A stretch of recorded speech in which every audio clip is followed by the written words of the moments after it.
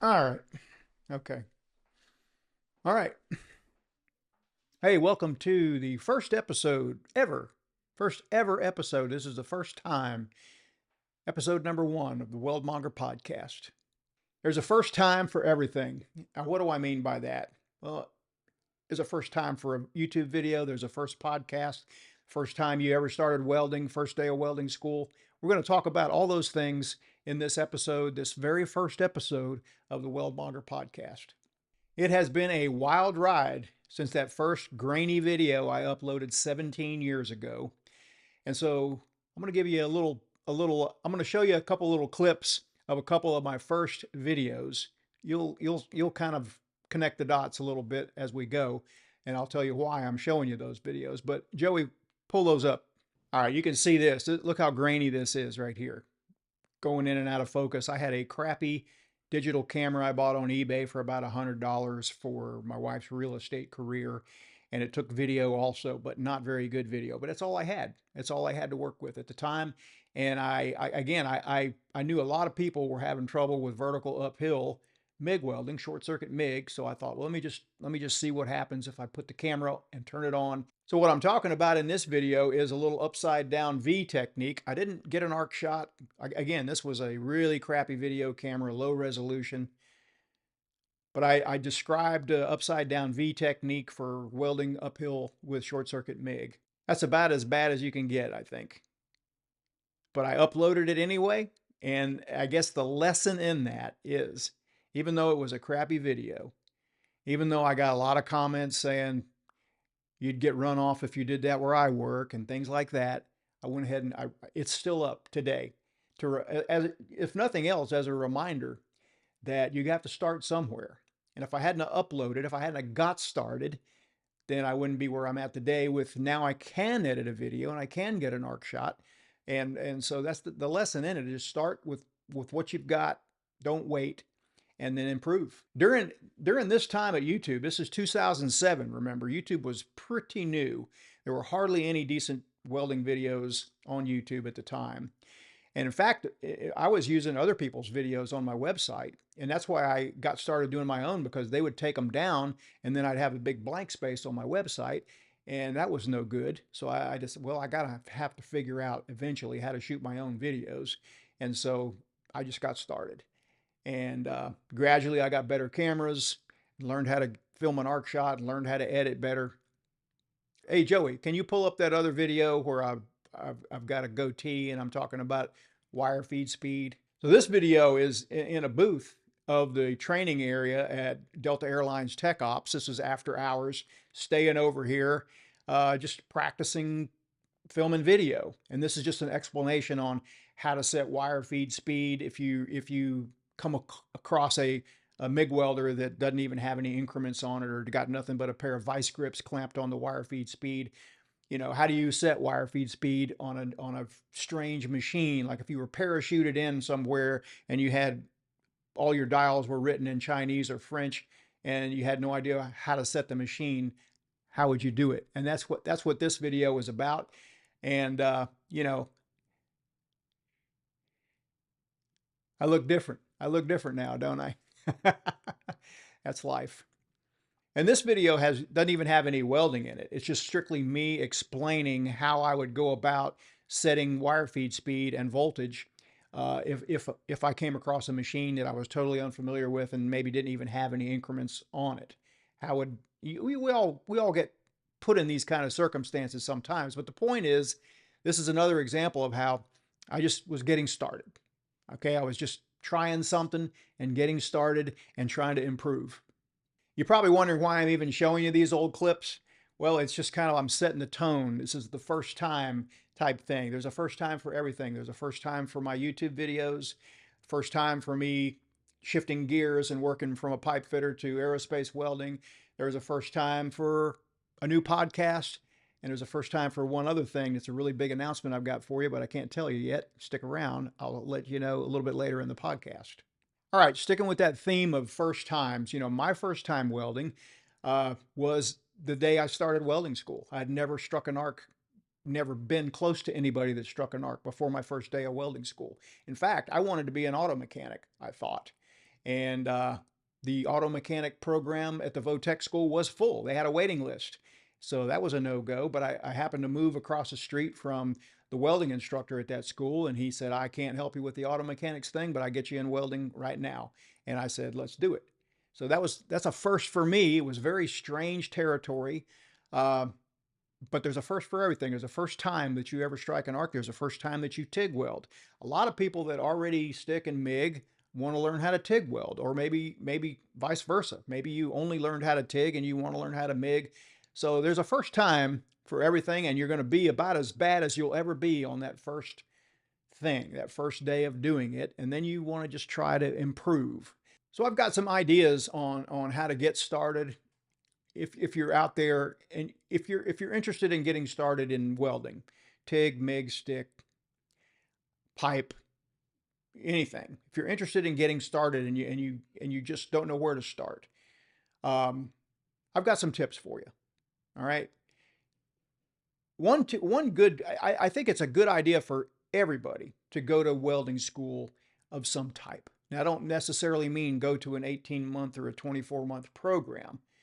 There are 2-week programs out there that you can dip your toe in the water. You know, Hobart, for instance, has a 2-week TIG welding course and a 2-week MIG welding course. And these are courses where you're not breaking the bank, but you're getting started. You can buy a welding machine and pay somebody that knows what they're doing to come over to your house.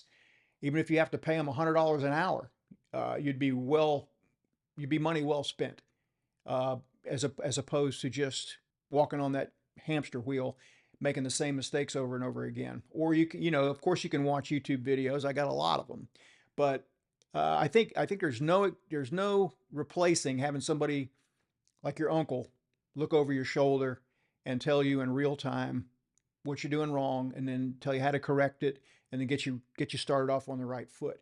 That's a start for anybody wanting to learn welding, is to take some type of structured training, whether it is an uncle or a seasoned welder watching over your shoulder.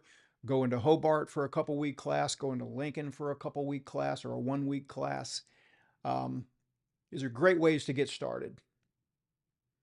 And of course, there's plenty of people that do buy a TIG welding machine and on their own get some scrap metal and watch videos and learn. I had a lot of them. I've met a lot of people that have learned to weld like that. But I think the best way is to get some real training up front.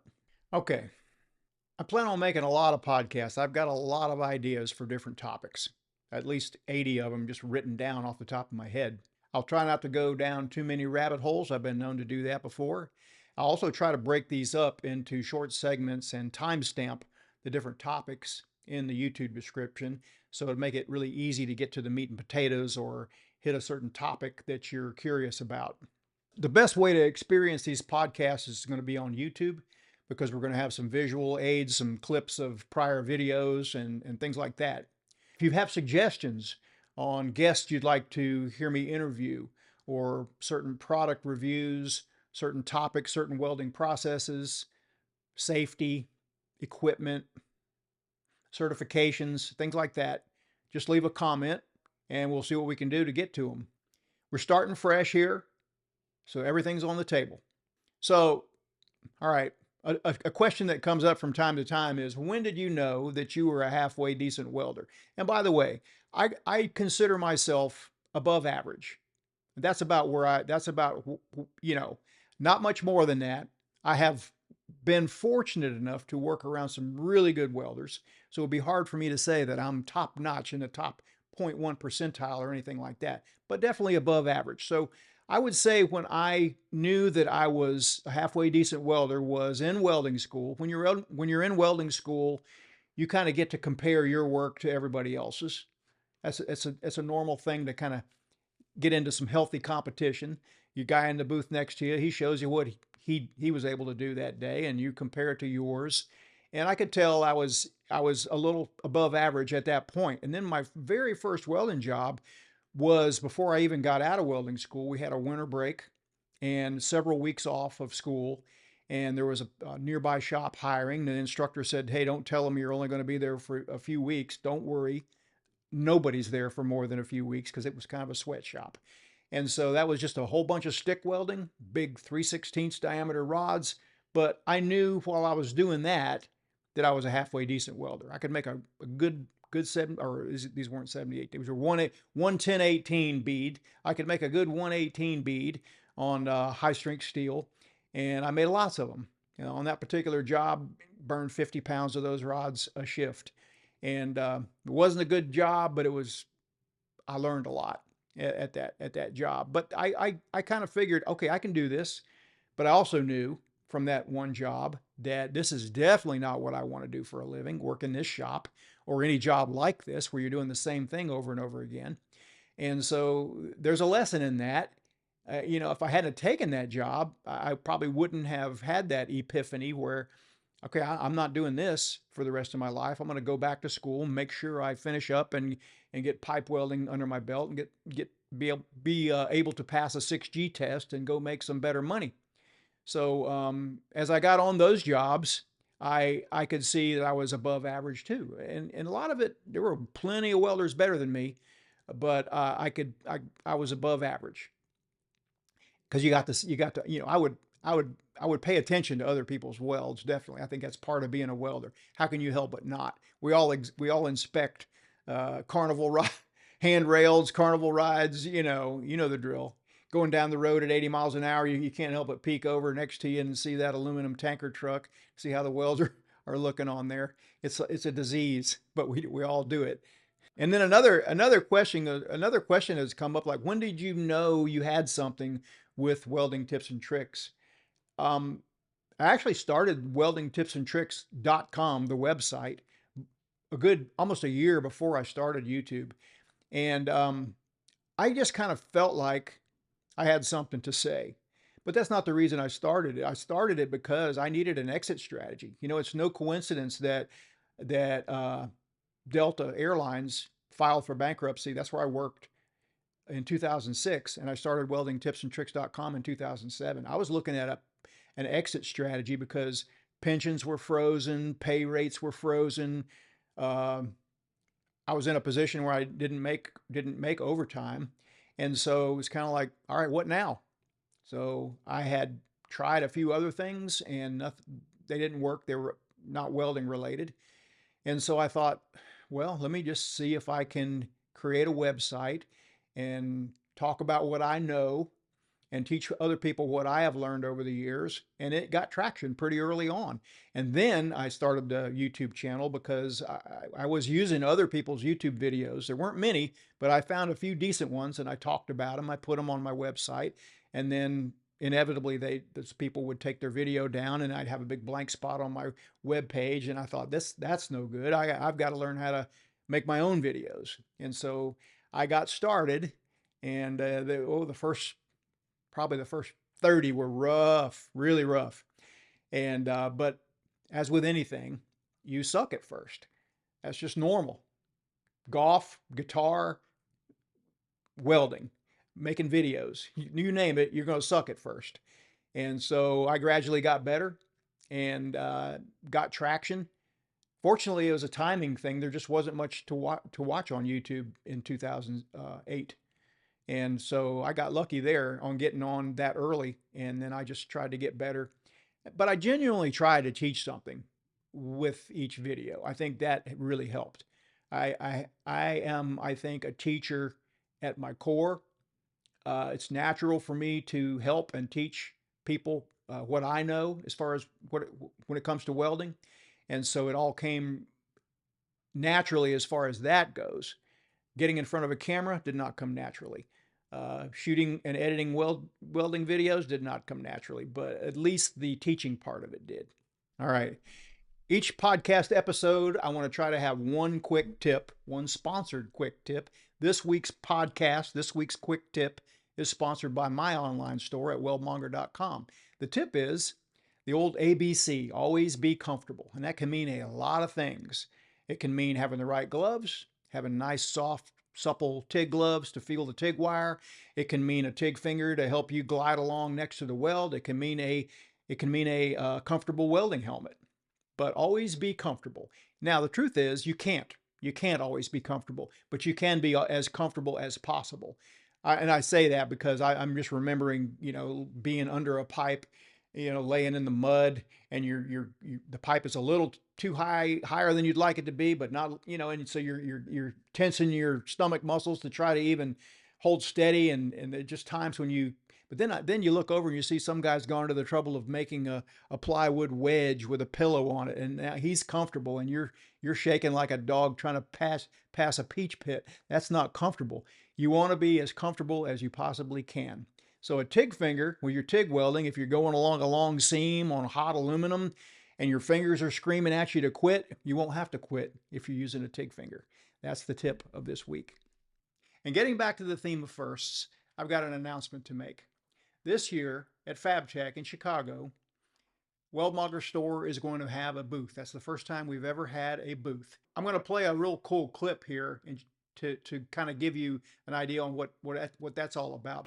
Hey, Jody here. I'm standing right in front of our new warehouse location. I'm going to take you inside and give you a peek of our FABTECH booth here in a minute. FABTECH is in Chicago this year, September 8th through the 11th.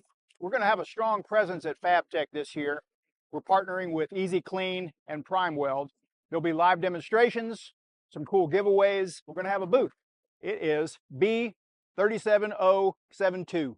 This is a sort of a mock-up of what our booth is going to look like at FABTECH. We're going to have some crazy good deals on TIG fingers, gloves, helmets, PrimeWeld machines. We'll have the PrimeWeld 225 set up with an air-cooled torch, as well as the 325. You'll be able to weld with them yourself. We'll be welding aluminum and stainless here. After you get finished with your stainless coupon, you can come over here and clean it up with the EK Plus, and the guys at EASYkleen will explain to you the ins and outs of this machine and how it might benefit your business. We got a little glove demo area here where you can try on our TIG gloves, TIG finger display. You can try out a brand new Supreme View welding helmet.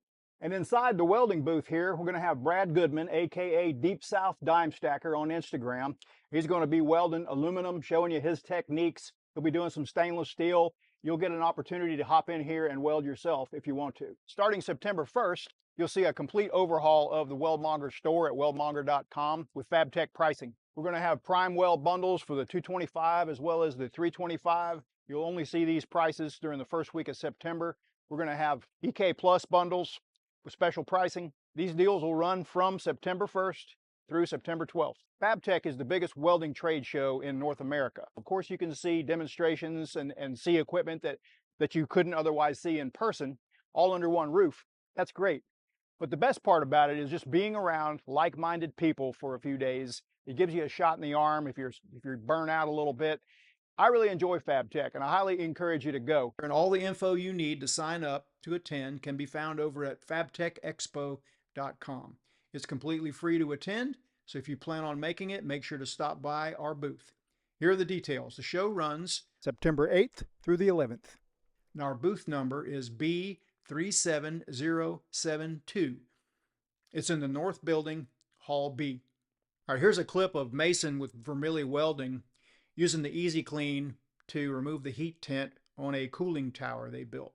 In order to improve the corrosion resistance, so this thing has many, many years of lifespan, they decided to use the EASYkleen EK Plus to remove that heat tint, that oxide layer that you get on stainless steel when you weld it. Unless you remove it completely, you just don't have the best corrosion protection. But what the EASYkleen EK Plus does is it removes just a very slight layer of material, and there's no chance of it introducing anything like particles or iron particles to the weld area. It removes it. And by doing that, they've really given themselves a good chance to not have corrosion on this weld for years and years. Let's jump to a before and after shot now. You can see the big difference here. That EK Plus has removed all the heat tint, so it's removed all the oxide layer, all that film that is not corrosion resistant. Here's a quick shot of the before and after. Another one of our trusted partners that we're working with at FABTECH is PrimeWeld. Here's a few clips from a recent video that I posted on YouTube using the PrimeWeld 325 machine. I first got introduced to PrimeWeld through a video on 6061 YouTube channel.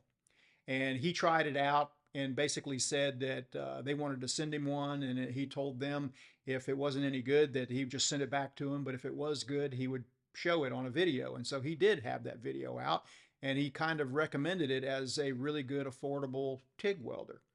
Now, shortly after that, I just logged that away in my brain. I said, oh, that's pretty interesting. I had not welded with PrimeWeld, didn't know anything about PrimeWeld. Then I got an order for, I think, a couple of hundred TIG fingers from PrimeWeld.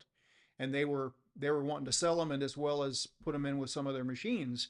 And I thought, well, that's a pretty cool thing, because so many companies like that were selling knockoff TIG fingers. And they wanted to sell the original, legitimate original TIG finger that Weldmonger started and makes and have trademarked, by the way. And so reached out to PrimeWeld and said, hey, thanks for the order, and I'd like to try out one of your machines. And they sent it to me, and I let it sit on the shelf for way too long while I was kind of just busy doing other things. But then when I finally unboxed it and started welding with it, I thought, dadgum, this is a really good, solid machine, and it's super affordable. And they put a genuine CK air-cooled torch with Superflex cables on it and have a nice foot pedal. All the things you want out of a TIG machine.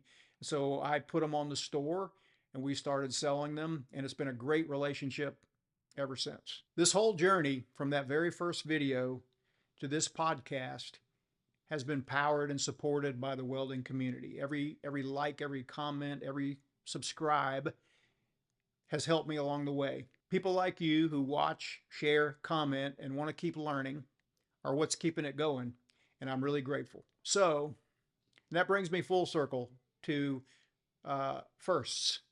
Okay, odds are I won't be able to make it to this FABTECH. I have been being treated for AML leukemia, and I have a bone marrow transplant that's going to, in all likelihood, happen right smack dab right before and during the FABTECH. I wish I could be there. I'm not happy that I'm going to miss it, but you know, priorities, right?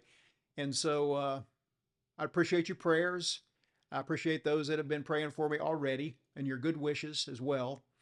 But this is, I'm getting close to that finish line now, or actually it's just a beginning, because I've still got a long way to go. But again, first time for everything. Bone marrow transplant's kind of a big deal. They like to keep a real close watch on you for a good 100 days after that. And then, so that's what I've got going on. I still have gas in the tank. I still am interested in learning about welding and still interested in sharing what I know. I'm looking forward into putting tons of effort into this podcast format. Leave a comment, any comment, ideas for the podcast. Again, people that you'd like to see interviewed, topics. There's a ton of topics I never got a chance to cover with the Welding Tips and Tricks YouTube videos. And I intended on doing a lot more things than I did. I just time was a constraint. And so right now I'm not able to make that kind of content. And so that's why I'm shifting gears into this podcast format for a while. And we'll just see what happens. But I really enjoyed doing the Welding Tips and Tricks podcast. I felt like we had guests on there, and we were able to pull out some really great information that helped a lot of people pass welding tests. It helped them in their careers, helped them get new jobs, and just helped them with life. And so that's the intention here, is just to help. Is just to help people along the way. And the best way to do that, I think, is to, have really good guests on and bring out information that helps everybody. Iron sharpens iron.